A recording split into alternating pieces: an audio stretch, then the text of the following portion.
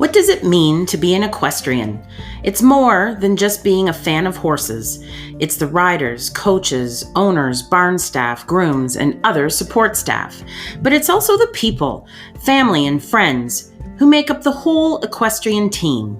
And this podcast is for all of you. I am so excited to be here with you as we explore life in and outside of the show ring. I'm Tracy Mitchell, and I'm here to help you hit your stride.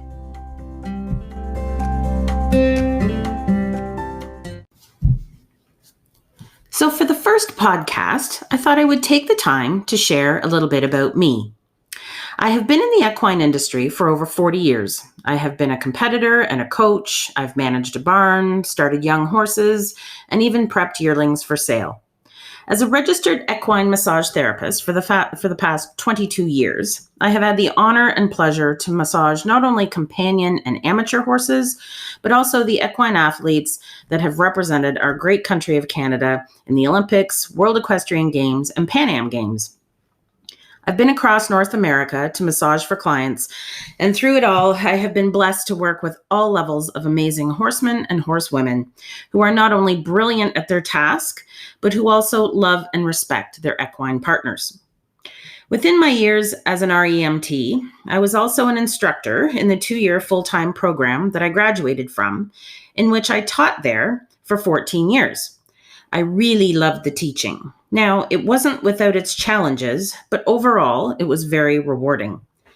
By the end of my 14 years, I could teach curriculum with my eyes closed, but it was the mentoring moments that I really enjoyed and that felt really purposeful to me. It was the students coming to me asking for advice or just needing an ear to bend or a shoulder to lean on that really resonated with me. I love connecting with people, hearing their stories and learning something from everybody I meet. During the time at the barn that the barns were shut down, I, like many people, found myself searching for something to do. I had an interest in life coaching before the pandemic gave me a forced vacation, so I seized the opportunity to dive into that area and to begin to educate myself with courses from the Certified Coaches Federation. I love it. So I started my third business. Now, this is something I can share with you in future podcasts to come, but this is how I got to Equestrian Elements Life Coaching. And this is how I got to the amazing experience of a podcast. I am also a huge fan of personal development. I, like many of you, have experienced my fair share of stuff, challenges, or even just plain old crap. There is so much to learn from all of those character building experiences that not only benefits ourselves and our situations in life, but also in all of your relationships, and especially the relationship you have with your horse. How many times can you remember how your horse responded to you when you showed up in the barn in a bad mood or a sad mood? So often they are our barometers of our own feelings and frustrations.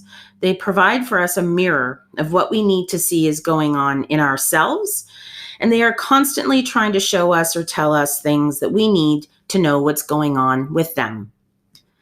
That brings me to this podcast focus, a very important horse of my life, Lowenkind. She was 100% my heart horse, my savior, my mirror. She knew how to read my moods and deal with them accordingly. I remember days when I would get to the barn with a major plan on what we would do. You know those days. And when she would have her own plan, putting me in my place. Those were the days when her lessons about adaptation resonated with me. But there were also days when she knew all I needed was her friendship, her support, and a nice quiet ride. On those days, she never took a wrong step. She was the best, and this is her story and how she helped me hit my stride. I met my heart horse when I was 10 years old and she was 9. Our relationship spanned over 20 years, and I am not sure where I would be today if it were not for her.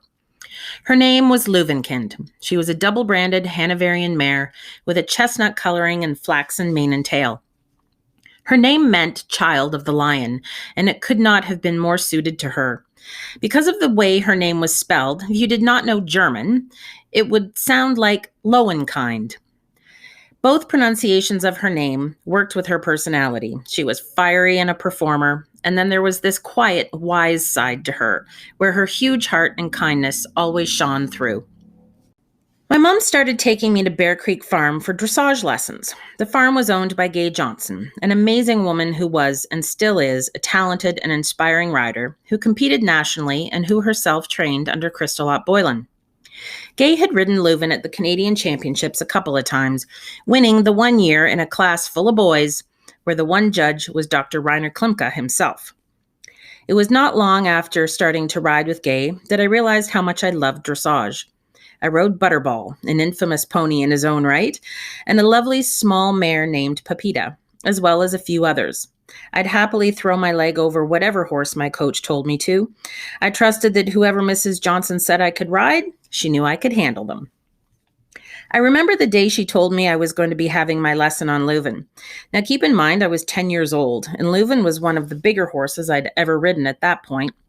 So not only was she tall and powerful, but she was the horse in the barn, who everybody loved. She was the star. So let's fast forward this 9 years. During those 9 years, I had stepped away from riding for about 4 of them. It got to the point with my riding that for me to move on and keep improving, my parents would have had to get me my own horse. And that just was not in the family budget at the time. So I concentrated on high school and preparing myself for university. In early September of 1990, my mom and dad had a get-together of some friends who lived nearby. There had been a new couple move into the area named Heidi and Al Potvin, and they were welcomed into the fold of friendship. I had happened to be in the kitchen getting a snack when Heidi started talking about her horse named Lowenkind. My ears instantly perked up, and my mom looked at me, and we both thought, there is only one of those. Yes, Heidi had Leuven. Now, due to some situations in Gay's life, she had to part ways with her beautiful horse, and she sold her to Heidi. Heidi was in her 50s at this point, a lovely Danish woman who had a smile that lit up the room. She and I instantly connected, and despite our age difference, I would say that we became fast friends. Our mutual love of horses solidified our friendship and ultimately set the stage for the reunion of Leuven and I. Very soon after we met, she invited me out to see Leuven, and on September 24th, I was back riding that big, beautiful soul I had met as a child. September of 1990 was also my first year of university at the University of Western Ontario. Heidi had Leuven boarded at Hilltop Farm, owned by Joe Tower. I would go out and ride Leuven about 2 to 3 days a week and amongst my classes. It was amazing being back in the saddle again, being back in a barn that was filled with really great people, and of course, being back with Leuven, this schoolmaster who had so much to teach me. Little did I know how much our reunion would shape my life from there on out, but also provide for me a much-needed safe haven I was not even aware at that point I would need. Exactly 1 month to the day that Leuven re-entered my life, my dad walked into my room while I was working on a paper for one of my political science classes and told me that he had had an affair. From there on out, nothing was ever the same and everything was turned upside down. I was 19 in a relationship with my high school sweetheart, living at home while hell went on around me, trying to keep up with my schoolwork and my grades as law school was my full intention, all the while helping to raise my brother, who was 5 years old at the time. Yes, I have a much younger brother. I was an only child for 14 years, and then Rob came along. Mom and Dad always said they wanted 4 kids, just the second and the third never showed up. At that age, life is hard enough to navigate, let alone trying to dodge your parents, trying to figure out their own lives in amongst their confusion, anger, and too much alcohol, and looking out for being a surrogate mother to your kid brother. It was a lot on the shoulders of a 19-year-old. I love my brother so much. He and I are great friends, and I wouldn't trade him in for anything. I will have him on this podcast as a guest sometime soon, so you can all meet him. He is an incredible human. My new friend Heidi was there for me, and I was grateful for not only the opportunity she offered me with Leuven, but also her support, wisdom, and an ear and a shoulder when I needed one. Heidi and Al were snowbirds and spent 4 months out of the winter down in Florida. She asked me one day if I would mind looking after Leuven while she was gone. I'm sure you could only imagine how excited I was about this. I basically had my own horse for 4 months and I didn't have to pay any of her bills. I took lessons with Joe and was at the barn riding as often as I could. My time with Leuven was my escape from the reality of my life. I honestly do not know what would have come of me if that horse did not walk back into my life. After that winter, when Heidi got home, she still let me ride Leuven as often as I wanted. I even got back into the show ring that summer.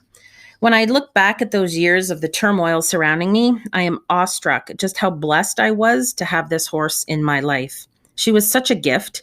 She was patient with me when I needed her to be, and she tested me when she felt I could handle it. She was faithful and consistent. She was kind and my best friend.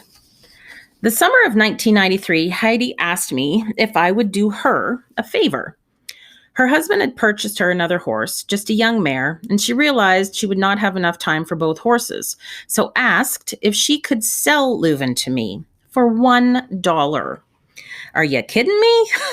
That was a hard yes. I could not believe I was being gifted this incredible horse. The main reason why she thought this would be such a good fit for Leuven and I was at that point, my future in-laws had a farm where my soon-to-be husband, the high school sweetheart, had horses. It was a lovely farm, and they were putting up an arena for us. It would be the perfect place for Leuven and I to continue our journey. The summer of 1994, Leuven and another special horse named Burr attended said wedding to the high school sweetheart.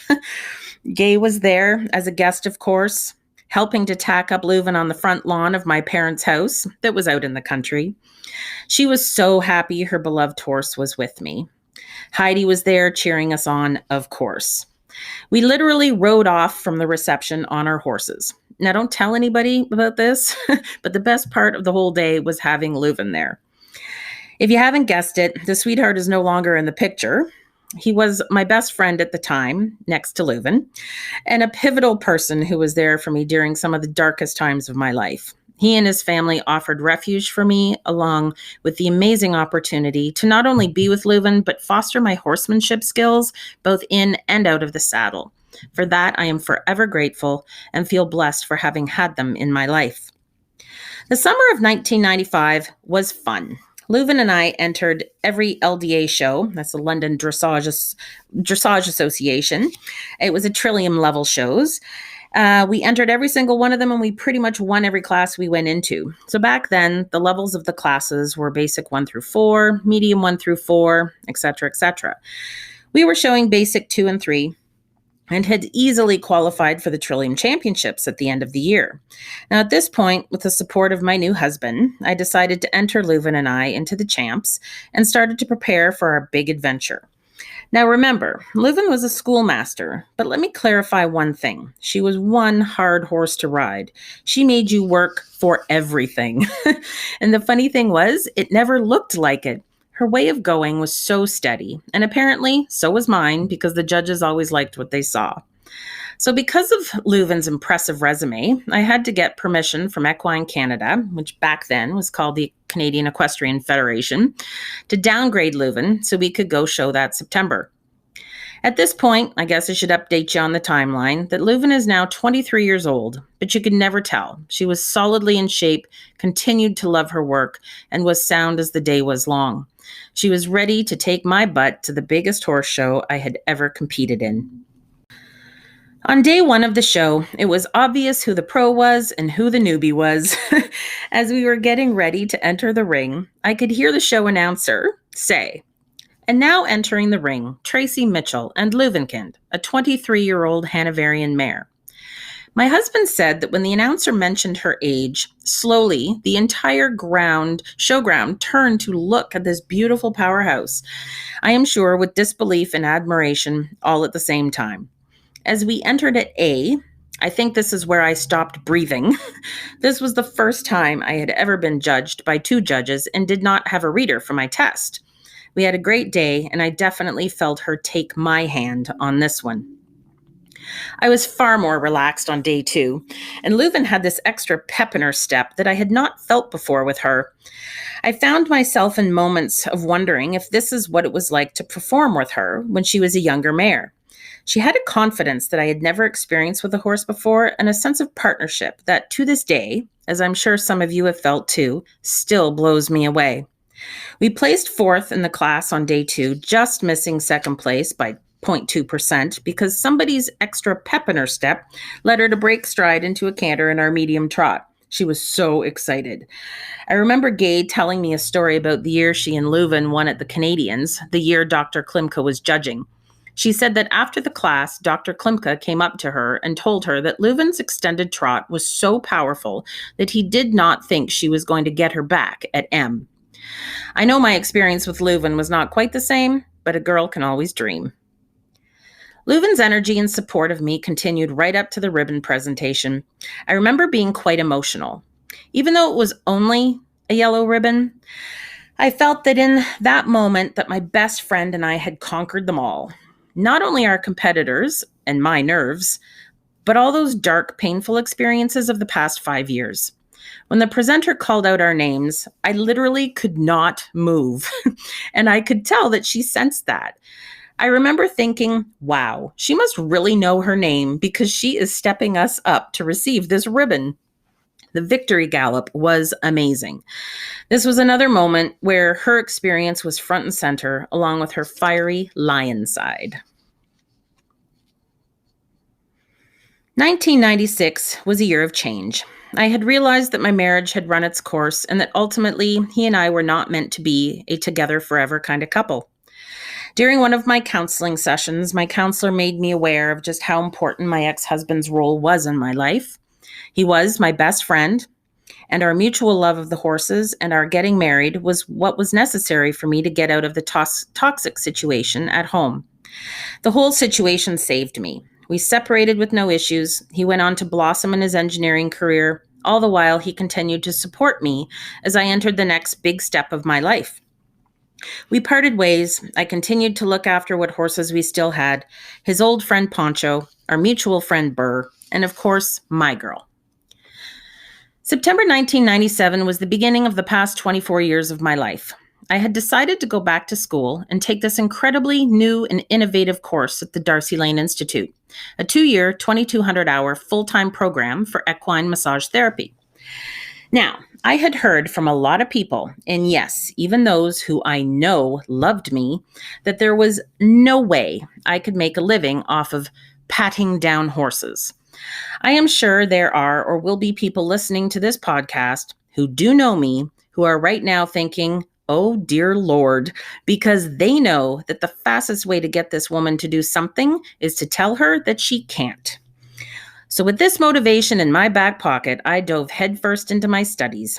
I graduated with the Award of Excellence and got asked back to teach in the program that I did for the next 14 years and proceeded to work my butt off building a clientele. I proved to a lot of people what hard work, determination, and grit can do to help achieve one's goals, and I'm still doing it. During my schooling, Leuven was hanging out with her buddy Poncho, both retired at a lovely family farm just north of London. The owners of the farm, Bill and Lillian, were not horse people, but they welcomed me and another boarder onto their property and provided a great place with big stalls and large fields for the horses to enjoy. Bill was particularly fond of Leuven and often said how much he appreciated her energy and sense of self. Bill learned a lot about horse care during our time at their farm, and reflecting to those days, I think to myself that there was another person whose life Leuven had touched. One of the things I love to do is speak at conferences, trade shows, and educational events. I got asked to speak at the Ontario Vet Tech Association conference in January of 2000. It was being held in London, downtown, at the Convention Centre. As I was preparing for this event, the organizer contacted me and asked me what I thought about bringing a horse into the building for my presentation. At first, I was like, what the hell? But she was actually quite serious. And after I let that sink in, I thought that if I could find a horse that would be okay with that odd adventure, that sure, I would see what I could do. I thought about it. I asked around to some horse friends to see if they had a horse that they thought could handle that experience, and I was not having much luck. Then it hit me. I have a horse who is level headed, brave, smart, willing, and such a pro, who at this point was 27 years old. Because we were headed into the convention center, I knew I would have to body clip Leuven so she would not overheat. So there I was, standing there with the clippers in hand, looking at her, and I asked her, "How about it, Leuven? Are you up for this?" Call it what you will, but the whisper in my ear was clear and heartfelt. I heard her say, "One more time." Before I started to actually put blades to hair, I had this feeling like, oh my God, I'm going to have this old swayback mare when I remove her hair. But as I started to clip her, I found myself moving along at a pace that felt like I was unwrapping a gift at Christmas time. The more I clipped, the more amazing she looked. When I was done, I swear I was looking at her thinking she looked like she did when she was 12. She had such a naturally strong constitution. She aged with beauty and grace. January 29th in the year 2000 was a Saturday. And on this Saturday, Leuven and I headed downtown London in a truck and trailer. Steve, who trailered us, had never taken a horse to this kind of experience, so he was pretty excited as well. I remember him having to back the trailer into the entrance off of a busy street. And remember, we're downtown London, onto the freight elevator of the convention center, and up we went to the second floor. When we got to the second floor, I got out of the truck to assess the surroundings and where Leuven and I would be doing our presentation. Off to the left of the elevator was the kitchen, and there was the chef of the convention center waiting to give Leuven some carrots. The flooring was cement, but that smooth, painted, and potentially slippery kind of footing for a horse who did still have shoes on. They had some mats laid out for her, but they were the mats that you would buy at Bed Bath & Beyond for your hallway or just inside your back door. When it was time to unload her, I don't know why I was surprised, but she was as calm and aware and mindful as any horse I have ever seen. With each step off the trailer, she looked behind her to make sure she stayed on the mats. She did not rush. And when she was completely out of the trailer, she managed to turn her 16 one-hand warm blood body self around slowly on those house mats. And then she met the chef for her carrots. The presentation room was about 30 feet from where we unloaded, and they laid down tarps for poop protection and even had a shovel and a skip ready. She and I completed our goals for the very captive audience, and before we could leave, we had all sorts of people wanting their picture taken with this horse in the convention center. Oh yeah, and Leuven had so much class, she didn't even use the skip bucket. She saved it for when she got back on the trailer. Sunday, March 26th, just 2 short months later, was the day I had to say goodbye to my best friend. I started that day at a small dressage show I was judging for my first show and really enjoying it. I remember thinking at one point in between riders that if it were not for Leuven, I would not be sitting there, and that I was sure she would be proud of me.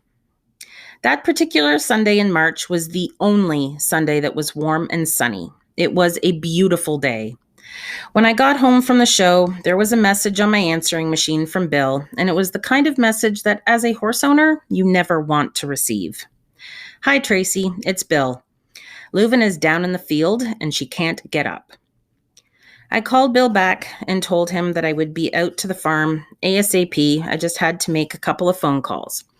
First one was to my mom, giving her the heads up and asking her if she could come to the farm and be there with me. The second was to Dr. Jeff Faulkner, who had retired a few months prior to that day, but had been Leuven's vet for most of her life. I was hoping that if the inevitable was about to happen, I wanted Jeff to have the honor of being there. I called, but there was no answer. I should say that a few weeks earlier, Bill had noticed that Leuven had some difficulty getting up in her stall, and based on what I had been seeing with her, I was thinking that perhaps something was going on with her right stifle. Also, Leuven had just turned 28 years old 2 weeks before. When I got to the farm, I could see that Leuven was peacefully laying down in sternal position in the field closest to the barn, while Poncho and the other boarders' horses were out in the large front field. The gate between the two fields had been closed at this point. As I walked out towards her, I heard another whisper. "You're on your own now, kid. You can do this." It was in that moment I realized that the last 10 years since our reunion, that she had been my guardian angel. She really was. She re-entered my life 1 month before my world blew up, and she was going to leave me 1 year and 2 days after I graduated from the equine massage therapy program. It was also in that moment that I realized I had been entrusted to make the hardest decision every horse's life partner has to make at some point. When I got to where she was lying, I noticed how calm her energy was. I, of course, was crying, but her resoluteness somehow soothed me. I kneeled so we were eye at eye level. I stroked her neck and told her how much I loved her. Bill by now had called the vet and my mom had arrived. The day was so beautiful, sunny, and warm, and the ground dry enough I could sit right beside her. Without sounding weird, there was something about this situation that made my mom, Bill, and I realize we needed to celebrate her. Bill went to the house and came back with a bottle of wine, 3 glasses, and a boatload of carrots and apples. As we sat there, I fed her like the royal queen she was, and the 3 of us raised our glasses with great love and respect to a horse that was so deserving. I remember thanking her for everything she had done for me as a Rolodex of memories started going through my mind and my heart. As we sat there waiting for the vet, I tried to soak up every single last second I could with her. After enjoying a few carrots and apples, she laid right out and put her head in my lap. I think it must have been about 20 minutes before Dr. Stan Henderson, then of the Ilderton Vet Clinic, arrived. Mom and I noticed that when Stan's car was coming up the driveway, Poncho took notice and joined us. He had been in the middle of this large front field the whole time until now. He was standing right behind me on the other side of the fence with his head over the fence, basically right above Leuven and I. He knew what was happening to his longtime friend. Everything that was happening felt so surreal to me. Bill left us and went to the house. As Stan started the process, I kept my hands on her, wanting to keep our connection for as long as I could. At one point, I could feel this crazy rush of energy, and I remember saying to my mom through sobbing tears, "I'm losing her." Mom's response, through tears of her own, was, "No, you're not, honey. She is with you now." In that moment, I felt this surge of energy, and then suddenly it was gone. She was gone. But I intuitively knew Mom was right, that through my greatest loss, I knew she was with me forever now. After a few moments of trying to take in everything that just happened, I looked up behind me and there stood Poncho, her faithful friend until the end, with his head low, eyes quiet. He stayed there with us in the moment for quite a while. Then from behind me, I heard this deep sigh, and he then quietly turned around, went back to his friend in the field. In some way, I absorbed some solace from Poncho's example of dealing with the loss of his friend. As I was trying to comprehend what my world would be like without Leuven, I began to notice something new about myself. I was able to detach myself from her body. I knew that that horse that was laying on the ground was not Leuven anymore. My 2 years of intensive training and my vast knowledge of anatomy had brought me to this point of recognizing and feeling the difference between a body being inhabited by a soul and one that was not, and now just a shell that used to house that soul. As we waited for the inevitable to happen, the arrival of the truck, I found myself running my hands all over her body as if trying to let what had now become my strongest sense and form of communication, my hands, let them retain my last memories of her, the last time my hands would ever be on her. The truck arrived. God bless Bill. He looked after this for me too. I took my tear-stained self that had now had a couple of glasses of wine out to greet the driver. Now, I know at this part, some of you might be thinking, really? Why are you including this part? Well, it is a part of our story, and it is a reality of partnering with horses. And my responsibilities to her went right up to the end, so I thought it was worth sharing. As I walked toward the truck, I noticed how spotless it was on this sunny Sunday afternoon. Two guys and a young boy around 10 years old got out of the truck. All three of them were dressed in clean clothes, not quite their Sunday best, but they were definitely not who or what I was expecting, and for that, I was extremely grateful. I walked up to the driver. I stuck out my hand to shake his and said, "Hi, I'm Tracy. That is the best goddamn pickup you are ever going to make. You make no stops between here and wherever it is you're going to take her." All I heard was, "Yes, ma'am." And then I thanked him. I thanked him for his service. I went back to say goodbye to her body one last time and then left with Mom. Mom asked if I would come and stay the night, so I didn't have to be alone. I went home to get some clothes and headed north to Lucan. Now here is where I share with you that Mom and Dad were back together. They had worked out their stuff and had chosen to work on their relationship.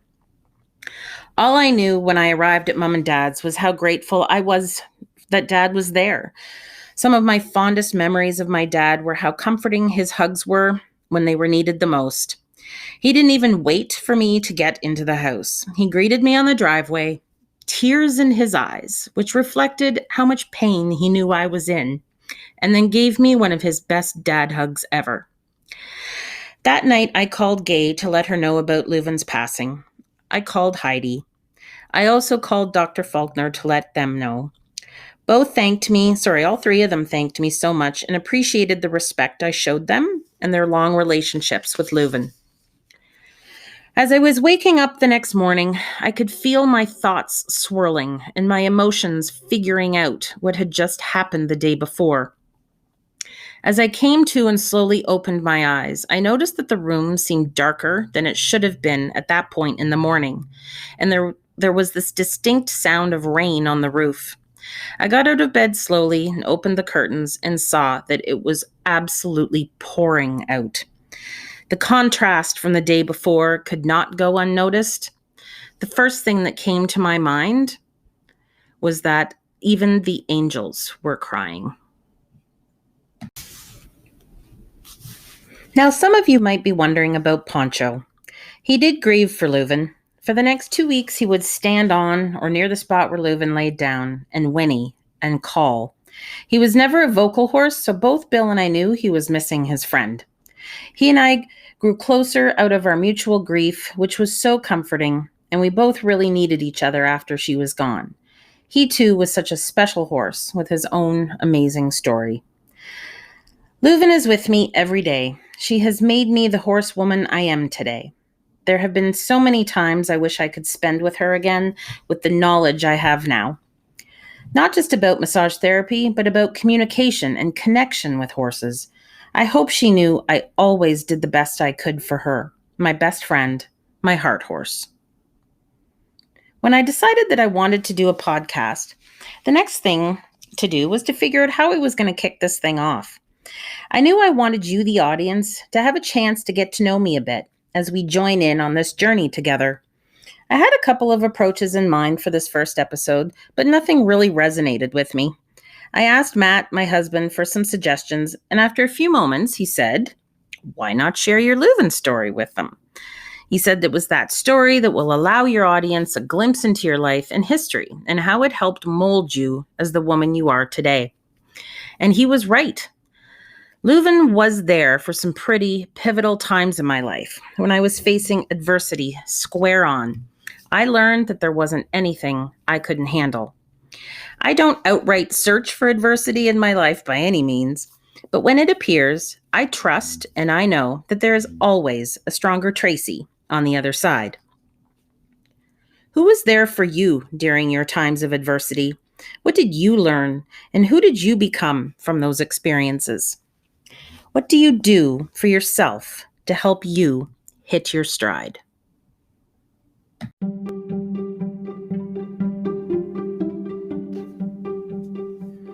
So there you have it. For future episodes, I have some amazing interviews lined up, hoping to open and engage the horse world on issues and topics of interest in and out of the show ring. So, until next time, keep your eyes forward and continue to hit your stride.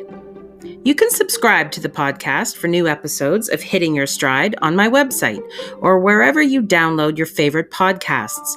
You can check me out on Facebook and Instagram, and feel free to share whatever you've heard here with your friends. For that, I would be very grateful.